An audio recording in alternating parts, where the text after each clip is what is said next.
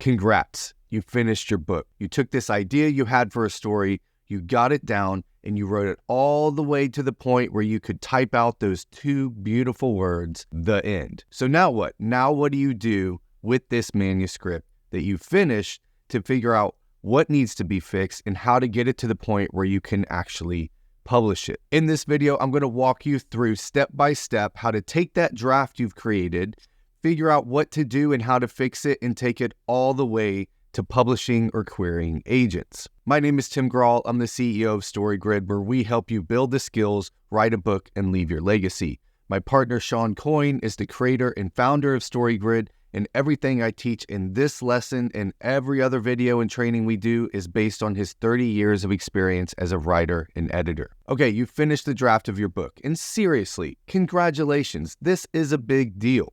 You took this idea for your book and you got it down on paper. Everybody says they want to write a book. You actually sat down and wrote a draft from start to finish. That puts you in the less than 1% of people that actually followed through on that dream. So bravo. Now, as my partner Sean Coyne says, whenever we finish a big project, have a half a warm beer and get back to work. This isn't actually a beer. This is a LaCroix, because if I keep beer in the office, that's not going to be good for anybody. Okay, so what's next? What do you do to figure out what you've actually got here with your manuscript? And this is where we take all the different lenses we use at StoryGrid to apply it to your novel and start seeing where it's working, where it's not working, and what things you need to fix. Step one is to let it breathe.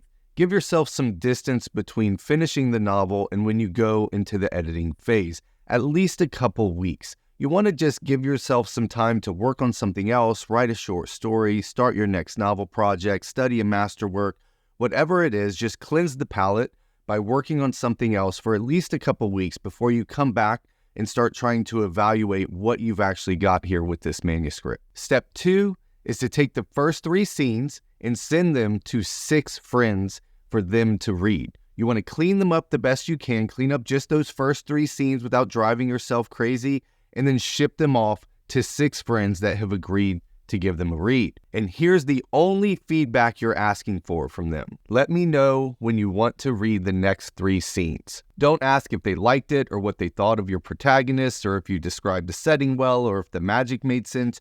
You don't want to know any of that. You just want to know if they want to keep reading the book. So just say, let me know when you want to read the next 3 scenes. Here's the hard truth. If less than 5 of those people ask to read the next 3 scenes, you've probably got a big problem with your manuscript. Because here's the thing. If you can't write 1, 2, or 3 compelling, engaging scenes that get readers, especially your friends, to be excited to read the next 3 scenes and the next 3 scenes and the next 3 scenes, then there's no point in spending a bunch of time trying to clean up the entire manuscript, because all you have is 60, 80, 100 scenes in a row that don't work. This is why we spend so much time here on this channel and at StoryGrid wanting writers to work on their line by line and scene writing, because if you can't write a great scene, there's no reason to write an entire manuscript. And trust me, I know this from personal experience. I've written entire manuscripts that don't work from scene 1, and I know what that feels like, and it sucks. But it's important that you know this as a writer. So you take your first 3 scenes, you send it to 6 people, and if at least 5 of those don't tell you they're excited to read the next 3 scenes, then you've got a bigger problem on your hand, and I'm telling you, the entire manuscript doesn't work. Okay, so if you've gotten past step 2 and your friends are excited to read the next 3 scenes and the whole rest of your book based on those first 3 scenes, that's great. We can start looking at the macro elements of your story. We can stand back and look through this lens at your entire story. And the tool we're going to use to do that is the editor's 6 core questions. These are the big macro elements of your story we check first to make sure they are all there and working together correctly. I'm going to go over these questions pretty quickly here just to give you an overview. I actually have videos that go deeper into each of these questions down in the description of this video, so make sure you go check those out to go deeper into that. So we're going to just jump in and just go through the 6 questions. The first one is, what is your genre? This is a label that tells the audience what to expect from your story. This identifies the value at stake in your story. It also helps you figure out if you're telling realism or sci-fi or fantasy, but figuring out your genre and making sure that your genre is coming through clearly in every single scene of your story is one of the most important things you can figure out. From there, we go into question number 2. What are the conventions and obligatory moments? For each genre, you have to have the conventions and obligatory moments that go along with that genre. For crime stories, you have to have an inciting crime and someone investigating the crime. For a love story, you have to have harmers and helpers along with a moment when the lovers break up. For action stories, you have to have a thrilling environment and an initial attack of the antagonist. We have lists for all of these that you can check out. Those are down in the description as well. But if you don't have the necessary conventions and obligatory moments for your story, your readers are going to get confused, they're going to get annoyed, and they're not going to like your story because it's not abiding by your genre's conventions and obligatory moments. Question number 3 is, what is the narrative device and point of view? So of course we have to look at point of view. What is the person, first, second, or third? What is the tense? What is the mode? But we also have to look at the narrative device. This is that 3-part structure that is fundamental to making sure you are telling a coherent story to your reader. You have to think about what role you're playing as the writer, who the author is, who they're telling the story to, who that single audience member is, and what is the problem you are helping that single audience member solve. Again, we have a video on this and all of these things down in the description to go deeper into that. Question number 4, what are the objects of desire of your protagonist and antagonist? All of the conflict and tension in your story comes from your protagonist and antagonist objects of desire. They want different things and are pursuing them. This is what brings up the conflict and tension.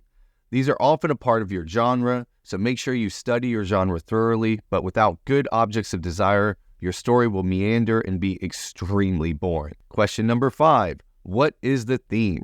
I've done several videos on this, but you must have a clear theme for your story to resonate with your readers. This has to be the way that you want the reader to change the way they see themselves and or the world around them. This is the message you're trying to get to your reader. This is what you're trying to say with your story, and really comes down to why you're writing the story in the first place. So you've got to have a clear, coherent theme in your story. And finally, what are the 4 quadrants and 5 commandments of your story? We break up your story into 4 parts: the beginning hook, the middle build-up, the middle breakdown, and the ending payoff of your story. You also have to be able to identify the global 5 commandments of your entire story, but also the 5 commandments for each of your quadrants. This is ensuring that change is actually happening in your global story. So these are the 6 big questions we start with when we're evaluating a manuscript. This allows us to step back and look at your entire story and make sure all of those big elements are in there and moving all together in the right direction.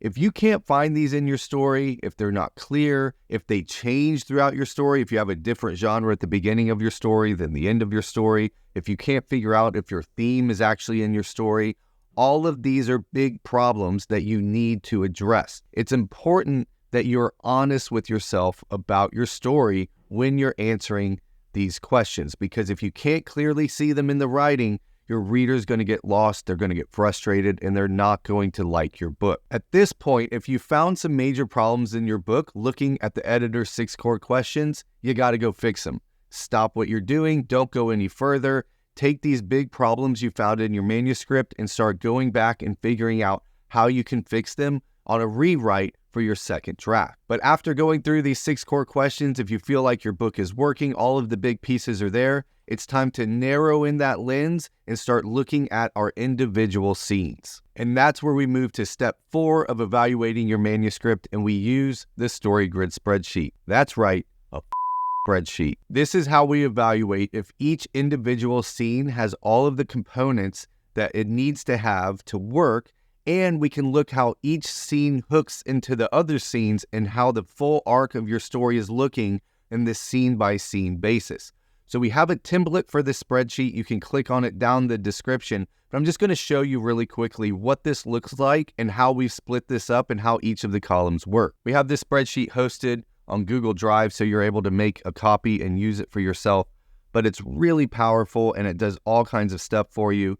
When you first come in, you're going to fill in some of this, like what your global genre is, what your secondary genre is, some other information about your story. And then we're going to get down and start looking at the individual scenes. And we've broken up these columns into 5 groups. The first group is just identifying the scene. In these columns, we track the global story on a scene-by-scene level. We identify where the scene is within the story, the length in words, what happens in that scene.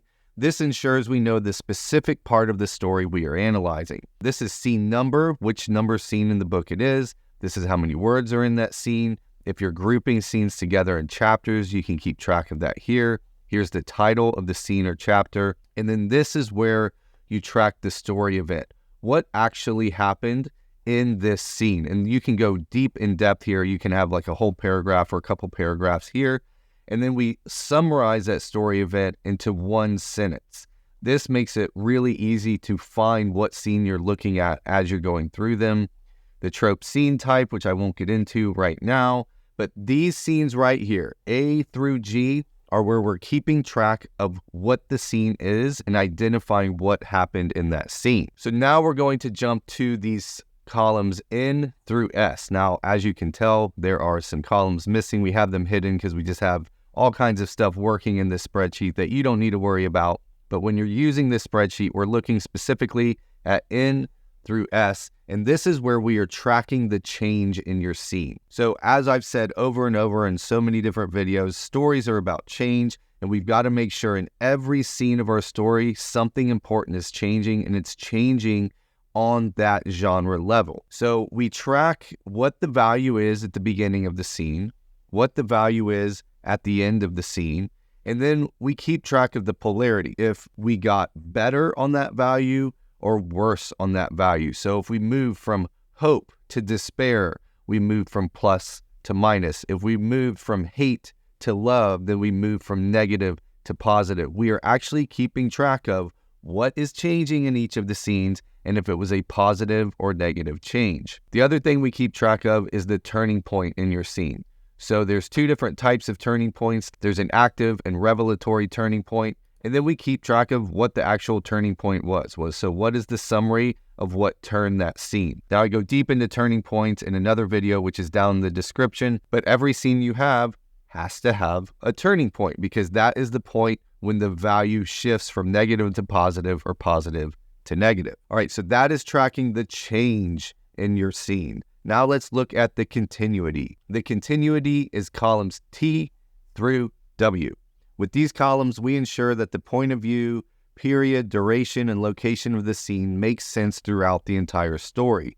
Through them, we track and analyze the story experience for both the characters and the reader. So this is just making sure that everything is working the right way. So we keep track of the point of view of each scene, when in time in the story the scene took place, how much time passed in the story during that scene, whether it was a few seconds or even multiple days or weeks. And then where did that take place in the world of your story? And then this jumps us over to columns X through AA. And this is where we are tracking the characters in the story. We're keeping track of which characters are on stage. So who's actually in the scene that we can see and they're doing something and how many of them are there. And then we keep track of off-stage characters. These are the characters that are referenced in the scene but aren't actually appearing in the scene. And then we jump to columns AB through AJ. This is keeping track of the global story. Here in the spreadsheet is where we track all of the elements of the 5 commandments, the quadrants, the conventions, and obligatory moments.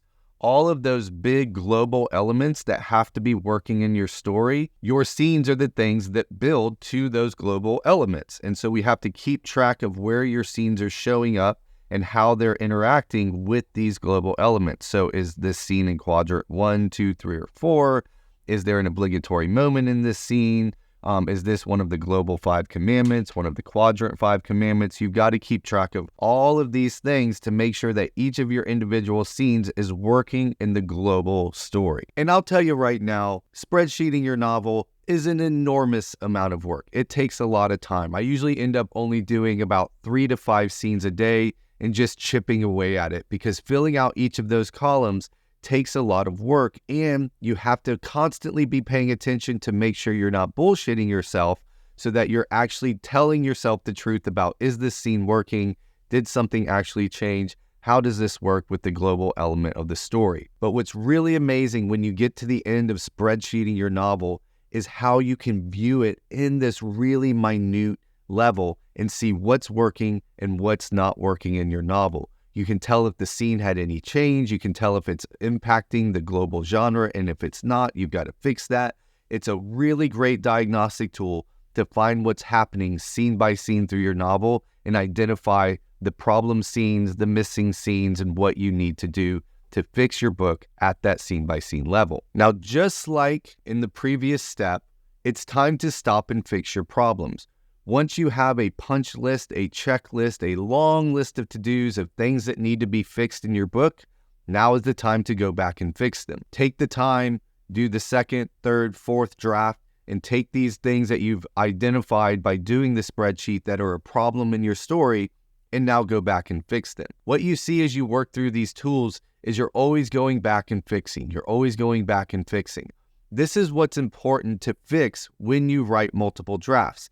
So many times when people talk about writing 3, 4, 5, 6 drafts, and then I actually quiz them on what are they actually fixing in each of those drafts, it's pretty random and just kind of like, well, I don't know. Somebody told me the book still wasn't good, so I read back through it and tried to fix some stuff. That's what these tools allow you to get away from. They allow you to actually find real problems in your novel and then go back and fix those problems.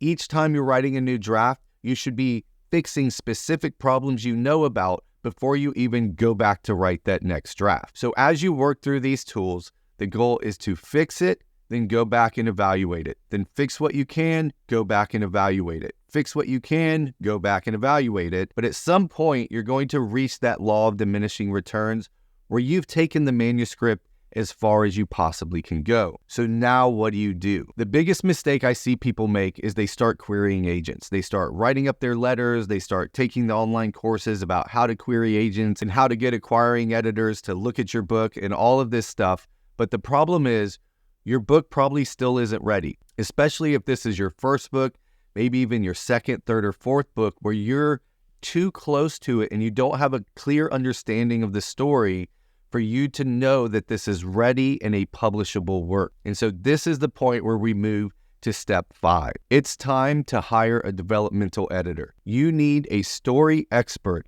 that clearly understands how stories are supposed to work to look at what you've done, look at your book, and give you clear, unbiased, third-party feedback on what you're doing in your book, what works, what doesn't work, and to give you a clear punch list on how to fix what's not working in your manuscript and give you clear, honest feedback. This is why we have StoryGrid certified experts at StoryGrid. You can go to storygrid.com/editing. You can see all of our StoryGrid certified editors there. You can reach out to them individually, or you can fill out a form and we'll connect you with one of the editors that we think is the best fit for you.